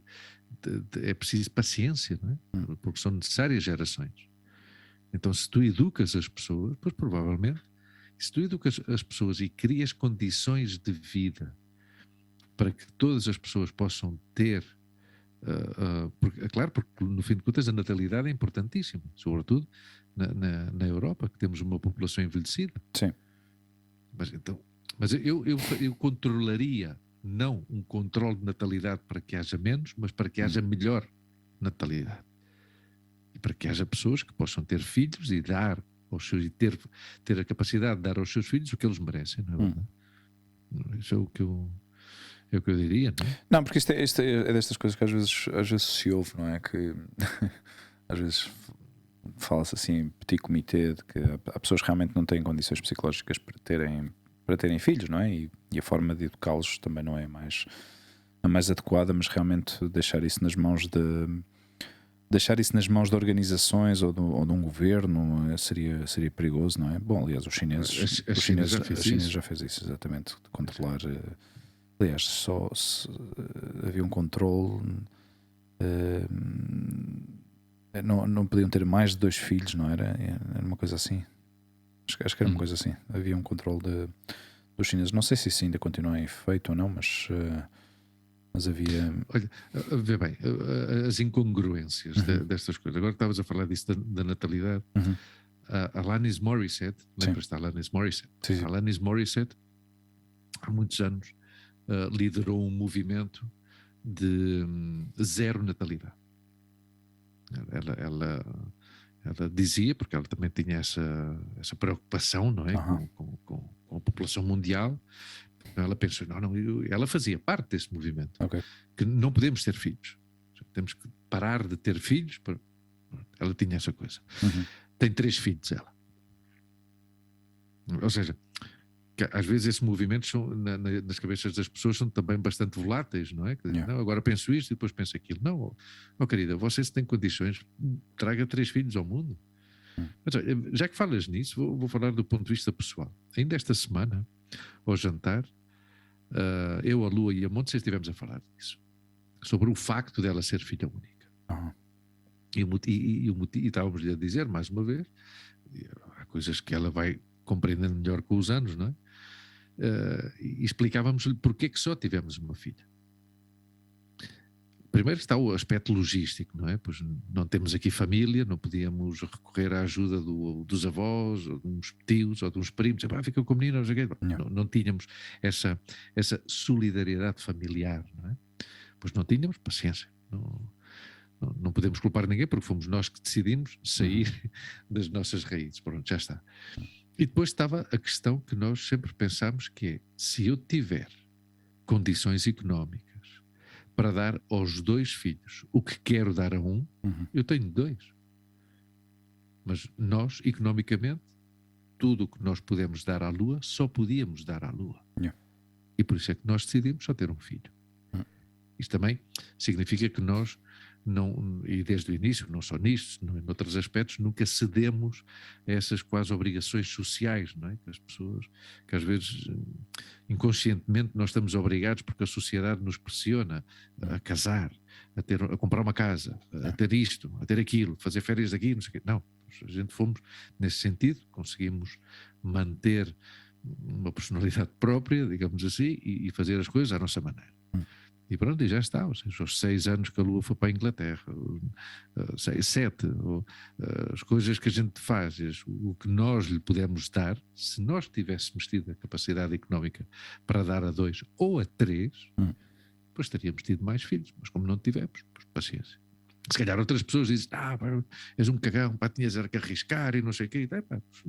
E as pessoas lamentam: agora fica a miúda sozinha. Mas ficar a miúda sozinha, não, quer dizer, a miúda tem uma data de pessoas à volta delas, não é? Quer dizer que às vezes eu nisto, e já falámos nisso, que são temas, eu prefiro falar de mim do que falar dos outros, ou perguntar aos outros, porque são temas muito pessoais. Claro. Então eu falo de mim e já está. Eu já falei disto várias vezes, seja, com uma pessoa com quem eu tenho uma amizade fraternal, como é o Filipe. Eu nunca ao Filipe lhe perguntei, nem pergunto a ninguém, isto é um exemplo que eu já falei disto contigo, ou seja, eu nunca pergunto a ninguém, por muita confiança que tenha com as pessoas, não pergunto: vão ter filhos, não têm filhos, não sei o quê. Porque eu não sei se estou a entrar num terreno, ou seja, estou a entrar num terreno profundamente privado e pessoal e íntimo, e tu, por muita confiança que tenha, é a minha visão das coisas, é a minha opinião, por muita confiança que uma pessoa tenha com outra, perguntar-lhe: então, vão ter filhos ou não? Tu sabes lá se tem um problema de fertilidade, se tem um problema, até inclusivamente estão a passar uma má fase como casal e tu estás-lhe a fazer essa pergunta. Não, isso são coisas do foro pessoal e do âmbito íntimo e familiar de cada um, que ninguém tem, na minha opinião, insisto, eu assisti a isso e assisti a essa falta de tacto na empresa anterior onde eu trabalhei. Onde, claro, havia muita mulher jovem, não é? Com 20 e poucos anos, e muitas delas ficaram grávidas, e havia uma delas que estava na minha equipa que estava a fazer tratamentos de fertilidade e estavam a fazer várias provas a nível genético, inclusivamente, porque ela tinha um problema digamos, genético que poderia afetar a gravidez e estava a afetar, de certa forma, as possibilidades dela de ter filhos. E eu via como sofria cada vez que ela ouvia uma notícia de alguém que ficava grávida, não é? De que alguém anunciava de forma assim tão pública e tão exuberante. Ao fim e ao cabo é uma felicidade, para muita gente é uma felicidade ouvir que o nascer de uma nova vida, não é? É uma coisa bonita, é uma coisa lindíssima, mas também ao mesmo tempo para as pessoas que estão a sofrer, que não conseguem, que sofrem em silêncio, porque é uma coisa que não se partilha normalmente, sofre-se no interior, e especialmente as mulheres, não é? Que sofrem essa pressão social constante de que são quase obrigadas a porem-se nessa situação de que são as responsáveis de manter a vida da raça humana a andar para a frente, e eu assisti a essa situação muito perto, e foi difícil para essa pessoa, não é? Mas ao fim e ao cabo as coisas acabaram por correr muito bem e ela está feliz, mas também teve só uma filha. Mas já estavam a pensar em ter outro, e não sei se isso vai acontecer ou não, mas vês, o que para muitos é uma felicidade, para outros é uma tristeza absoluta e é uma frustração pessoal, não é? Nós temos um caso caso muito próximo de uma grande amiga nossa que há uns meses perdeu um filho, não é? Bom. E um aborto, não é? E é duro, é um trauma, Sim. E é difícil empatizar se não és mulher. Difícil, se não és mulher e se não és mãe, provavelmente, não sei. São estas questões de que é difícil um homem. Não é difícil eu acho de entender, que é mais fácil, mas é difícil de consolar. Claro, exato, é mais fácil para nós avançarmos e andarmos para a frente com a situação. Para a mulher é uma coisa que ela sente e que se criam umas expectativas e que já está a imaginar uma vida que vai sair dali, e é uma coisa... É uma coisa muito complicada e muito complexa a nível psicológico, e obviamente o homem não sente isso, não sente cá dentro isso. Sentes a dor, se tens um mínimo de empatia, um mínimo de sensibilidade, sentes a dor da outra pessoa, tentas estar ali ao lado, consolar, mas é difícil entrar falta-nos essa presença biológica, claro, no que é gestar um filho, claro. não é? Até mesmo eu acho que até mesmo a sensação de não é a sensação, é às vezes o cair na realidade que vais ser pai, ou seja, de que essa vida está a ser gerada ali, não é? Gestada no interior do outro ser humano, não é real. Tu não o sentes. Eu, pelo menos na minha experiência pessoal, eu não sentia que isso era real. Ou seja, sabias que estava a acontecer, vias as transformações físicas da tua parceira, mas não, continua a não ser real. É difícil explicar, não é, Luís? Bom, talvez seja difícil de explicar e não estejas a utilizar o termo, mas real é. Não, real é, mas não se sente real. Ou seja, não é uma coisa. Não sei, desde a minha perspectiva, foi uma coisa que não sei, é difícil, pai. Não é a mesma coisa que estar a segurar nisto, e eu sei que está aqui. Eu vejo, eu sinto. Até que aquele bebê não saia, parece que não está a acontecer. Não sei, foi uma coisa estranha. E quando já cá estava fora... Tu não tocavas a barriga. Sim, mas não é a mesma coisa. Não era a mesma coisa. Nós não temos as mesmas sensações que ela, mas nunca, que uma mulher nem nunca vamos tê-la. Nem nunca vamos tê-la. Yeah. E a nossa experiência é diferente da delas. Porque falta-nos essa parte sensorial, claro, que elas têm. E esse vínculo. Ou seja, vocês levam um ser vivo dentro. Sim. Uma coisa fantástica. Claro. Mas isso é impossível, talvez. E por muito que o Elon Musk invente uma máquina que faça um homem sentir essas sensações e viver estas sensações da maternidade, é impossível. Já está, porque cada um tem o seu papel e cada um joga o seu papel no mundo. Já está. Isso é muito complexo, pá. A evolução do ser humano e a evolução da tecnologia em tão pouco tempo, as coisas que já se fizeram e que já se construíram, às vezes parece que agora estamos a chegar a um ponto de que se está a estancar tudo, mas ou parece que não está a avançar tão rápido como avançou nestas últimas décadas, não é? Mas fala-se... Avançar o quê? A nível tecnológico, parece ou que... de biotecnologia. A nível tecnológico parece que a tecnologia está estancada agora, parece que não estão a haver tantos avanços, nem tanta evolução como houve desde os anos 70, 80, não é? Que houve um boom e uma explosão tecnológica simplesmente abismal. E paralelamente a isso, não é? Não sei se calhar agora nesta fase está-se a cultivar essas investigações e esses descobrimentos e esses avanços que depois vamos daqui a 20 ou 30 anos experimentar, não é? A nível biológico, como tu dizias, não é? Ou da mistura do homem com as máquinas, sei lá, é uma coisa que ainda me custa um pouco a aceitar, mas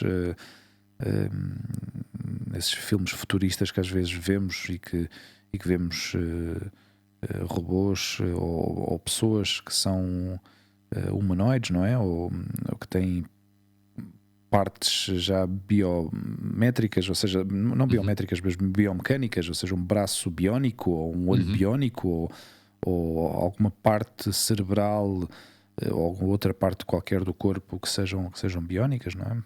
Não.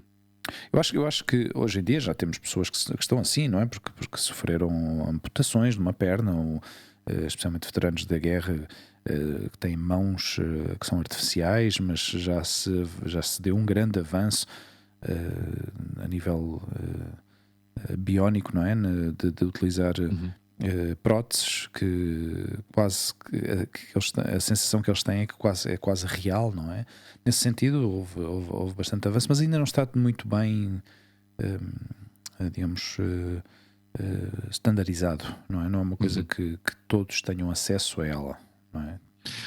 Falando da evolução da medicina, quando este programa for para o ar, já passaram para aí 2 semanas sobre esta questão, mas não sei se ouviste a notícia deste grande avanço da medicina na Suíça, de pessoas que estão a recuperar a capacidade de andar. Ok. Não ouviste esta... Eu tenho seguido mais um pouco o que o Elon Musk e a Neuralink estão a avançar, mas não, obviamente o que tu deves estar a dizer não tem nada a ver com uma coisa com a outra. Não. Isto é um tratamento experimental que foi notícia esta semana, na semana de 8, 9, 10, depois 3 paraplégicos, voltam a andar um dia depois, ou seja, só um dia depois de que lhe tenha sido, depois de receber um implante eletrónico. Um implante eletrónico para 3 paraplégicos que tinham lesões na espinal medula, na medula espinal, não me lembro como é que se diz em português. E no espaço de um dia recuperaram a mobilidade. Ou seja, é absolutamente impressionante. Impressionante. E no espaço de um dia, ou seja, isto tem a ver, claro, com a biotecnologia, não é? Foi na Suíça, sim. Foi um projeto da Escola Politécnica de Lausanne.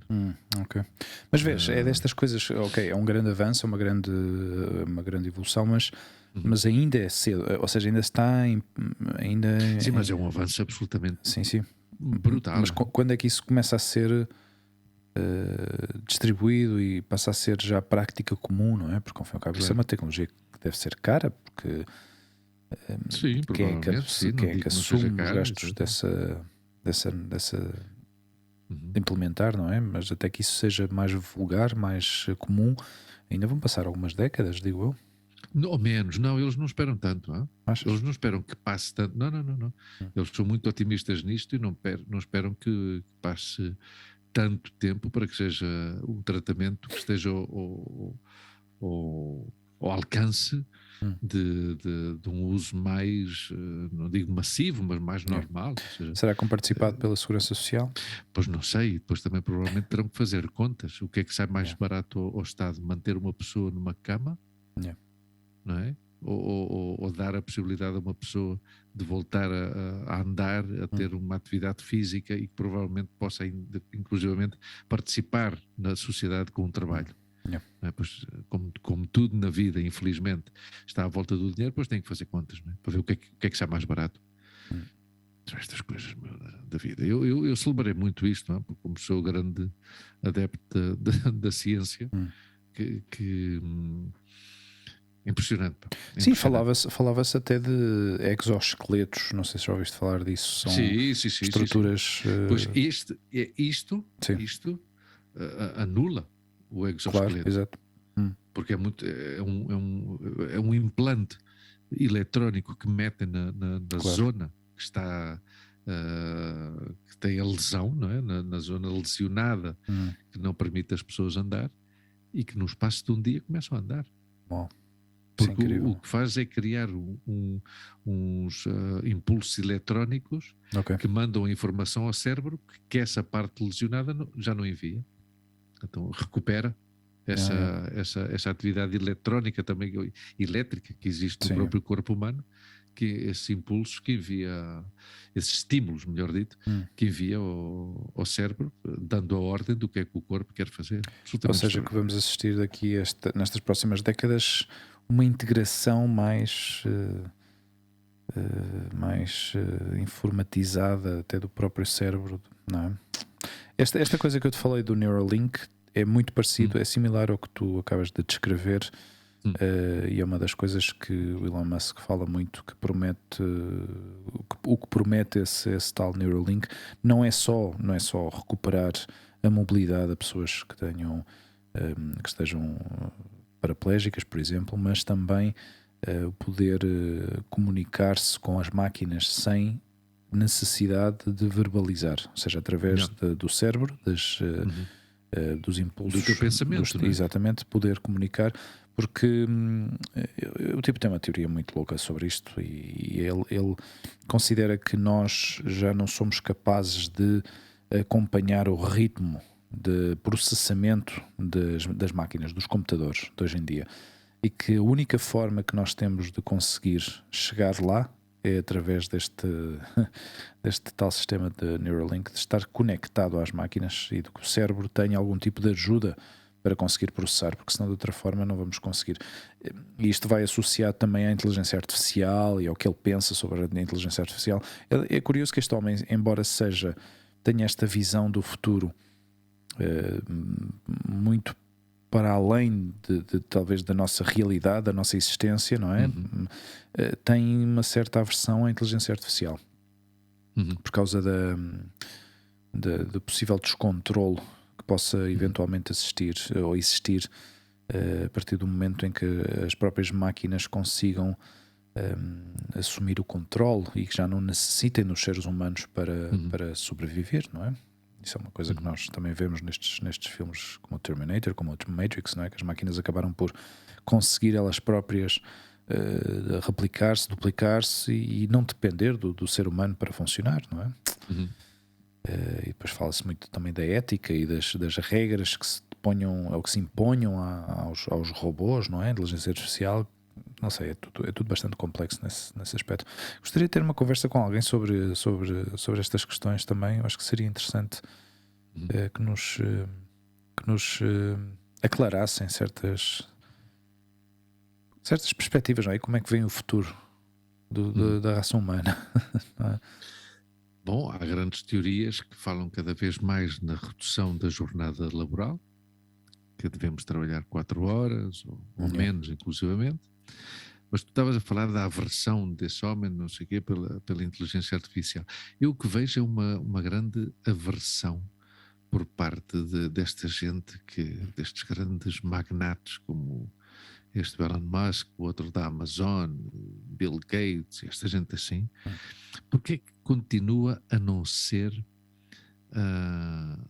rentável desenvolver e dar boas condições de vida à população da África, da América Latina, de parte da Ásia?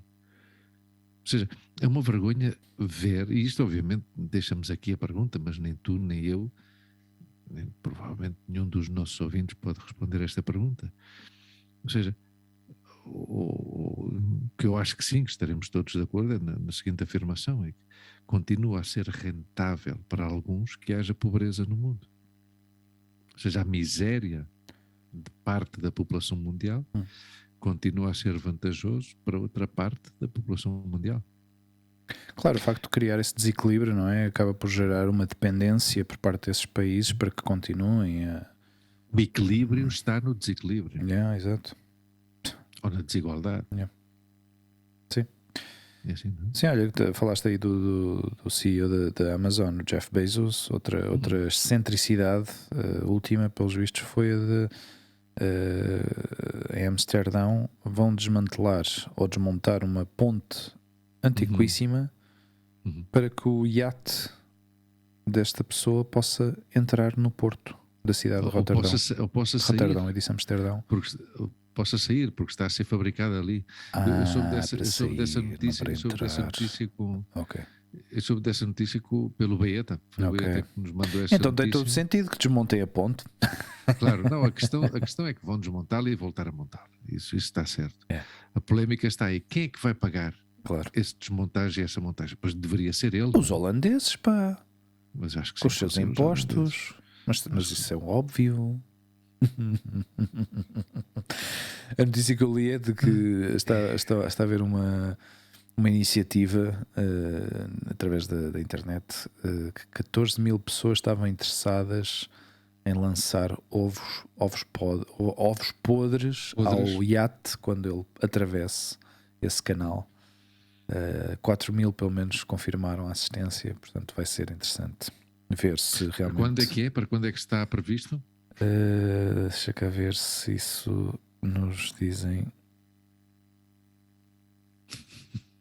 A notícia acho que não nos diz aqui nada sobre isso. Eu acho que também não querem publicar. Não devem querer publicar a data exata.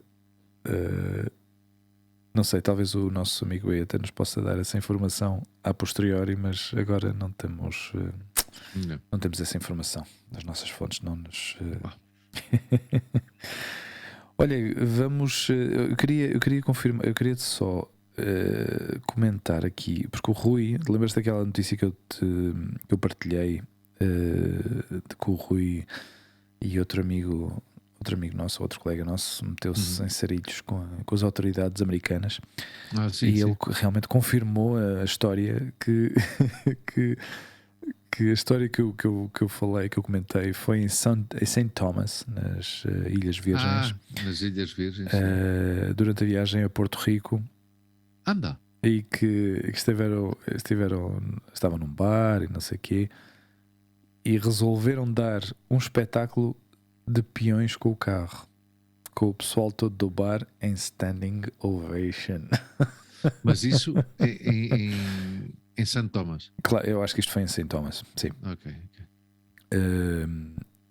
Foram parados pela polícia, pensavam que eles tinham droga, não havia drogas, havia cervejas, mas foram mandados sair, ou seja, os polícias mandaram-lhes sair do carro com as armas apontadas, foram revistados, embora estivessem em t-shirt e de fato de banho, e depois no fim não houve nenhuma multa, foi só um drive carefully, mas ele faz uma reflexão que foi que ele ficou com essa opinião de que realmente os polícias têm mais, nos Estados Unidos têm mais uma tendência para mais didática, mais instrutiva, que propriamente a caça à multa, não é? Sim. Obviamente há milhares de pessoas que discordam desta opinião. Eu nunca tive, durante os anos que lá vivi, nunca tive problemas com eles, porque sempre evitei. Claro, exato. Ter problemas com eles. Exatamente. Isso também é uma máxima que eu segui também das vezes que eu lá estive. Embora eu às vezes roçasse os limites de velocidade, e alguma vez obviamente passava, porque as pessoas às vezes temos esta ideia de que os americanos conduzem todos como se fossem cordeirinhos. Não é certo. Sim, tu já disseste isso. Conduzem até bastante rápido, e eu nas autoestradas em que andei com o carro observava que havia autênticos kamikaze e pessoas que andavam muito, muito rápido, não é? E depois havia outros que eram apanhados pela polícia, obviamente. Eu acho que a polícia está muito mais atenta às situações de tráfico e às incidências e aos acidentes e às infrações do que aqui. Aqui há muito radar, às vezes há a polícia a patrulhar e a Guarda Civil e a GNR a patrulhar nas autoestradas, mas é uma coisa pontual. Mas nos Estados Unidos há muita presença policial. Não sei se é pela forma como eles têm distribuída a polícia nos condados. Não te sei explicar exatamente porque, se calhar te conseguem uma melhor cobertura em certos certos das estradas, mas o que é certo é que tu sentes a presença da polícia, não é? Sentes e vês polícias às vezes com aqueles radares manuais a apontarem para os carros a ver se conseguem apanhar alguém em excesso de velocidade. Pá, é uma coisa Por isso eu também sempre segui a mesma. Eu tenho a sensação que os Estados Unidos é um Estado policial. Não. Yeah. É um Estado policial. Tudo tem um papel joga um papel muito importante na organização da sociedade e está muito presente. Depois, e não só isso, depois também a questão dos militares, não é? Sim. A quantidade de forças militares que existem. Ou seja, existe a Força Aérea do Texas, que foi onde esteve o George W. Bush, George Bush filho, para não ir ao Vietnã, meteram-no aí para livrar, não é? Mas pronto. É uma nação. Eu tento entender às vezes as motivações políticas mas são uns bullies, é uma nação que impõe a sua ideologia ao resto da humanidade e quer ser uma nação imperialista em relação ao mundo. Sim. Eu nunca tive esta visão e custa-me, ainda me custa dizer estas coisas, mas tu já sabes esta idealização que eu tinha deste país, que foi mudando ao longo destes anos, e cada vez mais vejo esta mão imperialista de querer controlar o planeta, de querer impor esta forma, esta American Way of Life, que é uma treta, é uma fachada. O modo de vida, não, e não é só isso, o modo de vida norte-americano é dos modos de vida mais injustos que existe no horrível. mundo. É horrível. Quem tem dinheiro livra-se e quem não tem dinheiro, paciência. Estão fodidos, pá. Sim. E é um país que cada vez se vê mais o miserável que é o sistema capitalista ali implementado, percebes? O facto das pessoas que não têm trabalho, não têm assistência médica, não têm forma de se curar de doenças que às vezes se forem detectadas num princípio conseguem se curar, um país que não protege os cidadãos, e depois vão com esta coisa, com este lema de democracia pelo mundo, de querer proteger os países com sistemas políticos comunistas ou ditatoriais. Epá, é tudo fachado e é simplesmente eles movem-se pelos interesses. Mais nada. Ditatoriais. Não temos por falar de comunistas. Nada. Percebes? Não, eles são contra os sistemas, os países que são comunistas, eles são contra esse sistema. Querem derrotar, ou seja, querem derrubar esse sistema, se for possível fazer isso, percebes? Esta situação que está a acontecer agora na Ucrânia, eu tenho andado a ouvir vídeos, aliás, vídeos que foram publicados em 2015, que tu ouves esse vídeo e ouves essas pessoas a falarem, e eles descrevem exatamente o que é que está a acontecer agora. Ou seja, como é que é possível que estamos em 2022 e eu vejo um vídeo de 2015 e que descreve esta situação tal e qual como está a acontecer agora? Parece que estão a ler um manual. Porque o status quo não mudou nessa região desde então, e os Estados Unidos não mudaram desde então. São exatamente o mesmo que sempre foram, obviamente. Sim, mas outra coisa foi ouvir também o Vladimir Putin falar. Eu não digo que esta pessoa seja de fiar, mas pelo menos ouvir a versão dele, a forma como ele explica as coisas desde a perspectiva russa, coisa que quase nunca ouvimos nós, foi interessante. E volto a dizer, não é com isto dizer que ele tenha razão com o que está a acontecer, ou digamos que ao fim e ao cabo ele defende os interesses do próprio país, não é? E não quer ter ninguém ali às portas dele que lhe possa eventualmente pôr num problema, mas ao fim e ao cabo o interesse detrás de tudo isto é, obviamente, ter uma presença militar na fronteira da Rússia. Percebes? Mas é mais complexo, é uma coisa mais complexa. Sabes o que é que se passa? Eu, tendo em conta o déficit democrático que existe na Rússia, tendo em conta que a Rússia está mais que comprovado que ajudou, através, e ao início do programa falávamos sobre a questão do voto e não sei o quê, tendo em conta que a Rússia está mais que provado que teve uma influência direta na eleição do Donald Trump e que teve uma participação importante também na decisão do Brexit, qualquer coisa que esse senhor possa dizer, a mim soa-me, como mínimo, perigoso. Ou seja, um país que é capaz de influenciar e que põe toda a sua maquinária em prol de difundir mentiras e de influenciar nos resultados eleitorais de um país, não sei se estás a entender o que eu estou a dizer. Ou seja, o Brexit ganhou à base de mentiras. Muitas dessas mentiras patrocinadas ou sponsorizadas pelos hackers da Rússia. A questão do Donald Trump nos Estados Unidos foi exatamente a mesma coisa.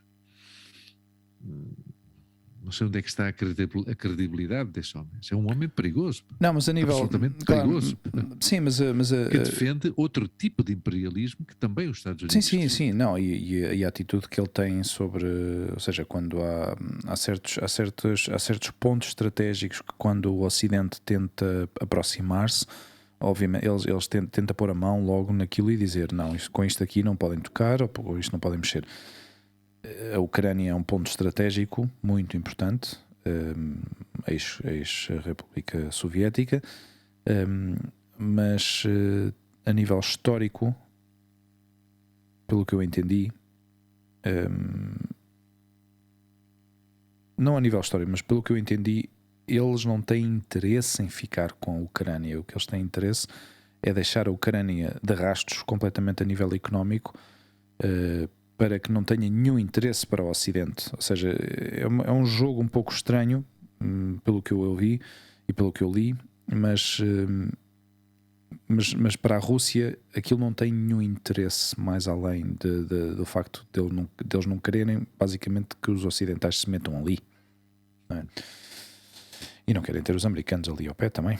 Imagina que os americanos montam uma base militar na Ucrânia. Mas eu no outro dia, ouvindo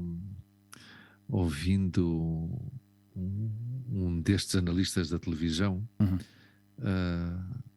sobre essa questão, ou seja, a gente já sabe que a NATO são os Estados Unidos, a gente já sabe isso, obviamente. Não é? Então a questão, isto tudo começou porque a NATO queria pôr uma base. Queria se expandir. Não é? Mas isto é tal história, ou seja... aí há uma questão, não é a NATO que quer expandir, é a Ucrânia que diz, como país soberano, que decide, eu não me importa ter uma base da NATO aqui. Não é? Em Portugal houve um referendo nos anos 80, em Espanha não houve um referendo, mas houve uma decisão política por parte do governo do Felipe González de aderir à NATO. E a comparação que este tal analista que eu ia dizer fez foi o seguinte: o Netflix expande-se não por obrigação de ninguém, mas porque as pessoas compram uma subscrição porque querem estar na Netflix. Então, se a Ucrânia, como país soberano, quer ter uma base da NATO, pois decide ter uma base da NATO e já está.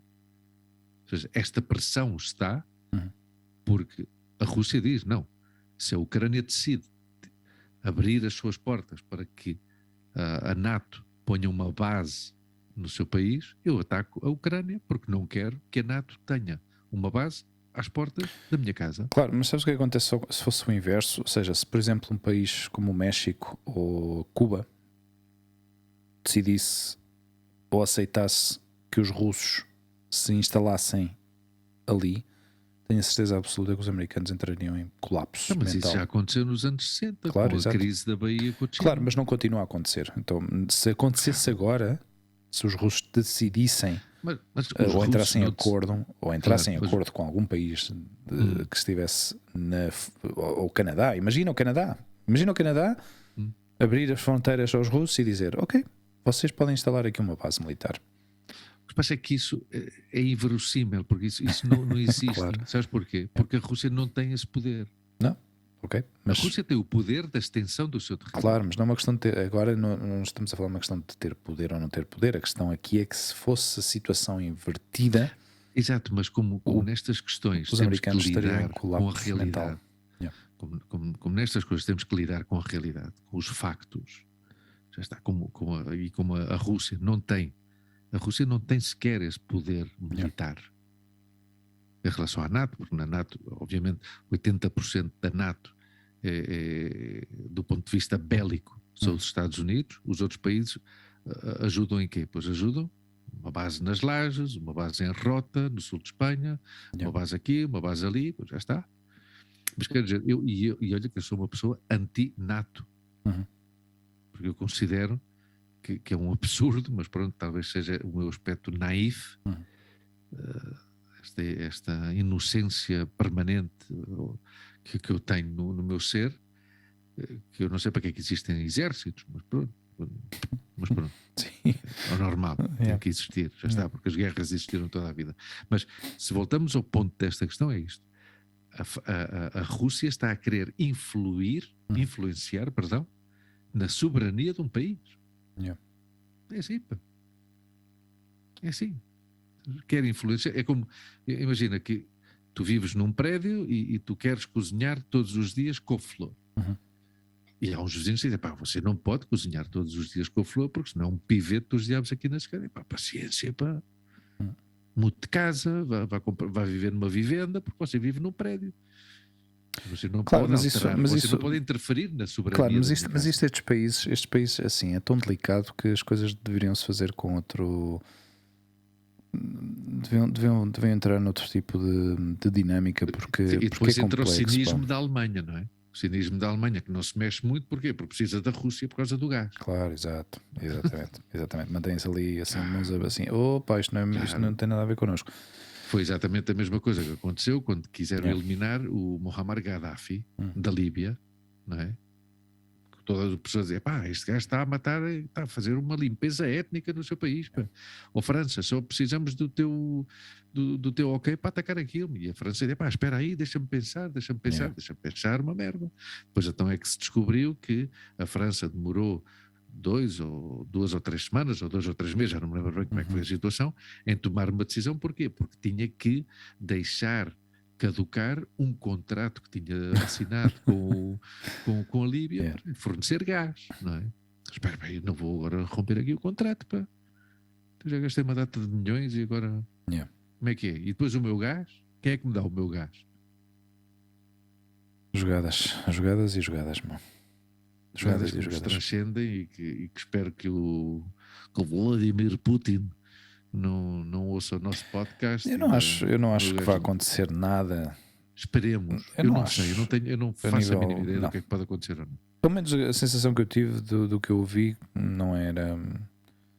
Não parece que. Não é de interesse para ninguém. Para ninguém. Entrar numa guerra. Percebes? Porque ao fim e ao cabo estamos a falar de nações que têm armamento nuclear e se tanto um lado como o outro se sentem ameaçados, as coisas podem a nível global podem se converter em algo catastrófico, não é? E eu acho que não é de interesse de ninguém carregar no botãozinho e disparar coisas que acabem com a raça humana, acho eu, mas pronto, a não ser que estejam realmente mesmo tarados da cabeça já a um nível tão avançado que já nem sequer tenham um mínimo de sentido, mas comum, mas pronto. Meu caro amigo, sentido comum, que é o menos comum dos sentidos. Sim, exato. Agradecimentos. Bacana, tu amanhã vais bolir, pá. Eu vou bolir. Amanhã é a minha segunda-feira. Agradecimentos a todos os que nos escrevem semanalmente, a minha tia Ana Maria, a minha mãe, ao Rui que nos escreveu também, ao amigo Beata que nos deu esse artigo fantástico sobre a bica. Vamos tentar publicar isto no YouTube, meu. O que é que tu dizes? como o meu amigo te disse, Sim. Eu durante o programa fui-me penteando, Sim, um pouco de maquilhagem para tirar e tal. estes brilhos da minha careca, e eu acho que estou aceitável. Acho que sim. Do ponto de vista visual, para que as pessoas vejam a minha cara. Eu acho que sim, acho que estás ok. Visitem-nos no nosso podcast.com, visitem-nos também na página Facebook, nosso podcast, Instagram, ouçam-nos no Spotify, Google Podcasts, Apple Podcasts, no Podbean e sei lá mais, umas quantas mais. Andamos distribuídos aí pelo mundo inteiro. E no iVox. Esqueço-me sempre do iVox. O iVox é uma plataforma de podcasts aqui para a Espanha. Publicam-se, os episódios publicam-se lá, mas eu duvido. Só aqui rapidamente, peço desculpa que estamos a ponto de terminar este programa. Sim. Só para vos dizer que entrei aqui no site da RTP Notícias, depois de ter passado pelo Facebook da minha amiga, Isabel Faria. E no site da rtp.pt publicam umas afirmações do nosso João Faria sobre a descoberta do novo planeta na órbita do Sol. De sério? Exatamente. Então, seja como for, e passo a citar, esta descoberta mostra-nos que a nossa estrela vizinha mais próxima parece ter na sua órbita uma quantidade de planetas interessantes, bastante acessíveis à realização de mais estudos e exploração futura, explica João Faria. Esta é, mais uma vez, prova de que este programa, o nosso podcast, é um trampolim ao êxito de muitas das pessoas que passaram por aqui. A todos os nossos ouvintes, um beijo muito grande e até o próximo programa. Atenção, acabaram de ouvir o 80º programa do nosso podcast. Episódio 80. Até para a semana, meus amigos. Fiquem bem. Toma lá e embrulha. Tchau. Até a próxima. Beijinhos. Tchau. Beijinhos.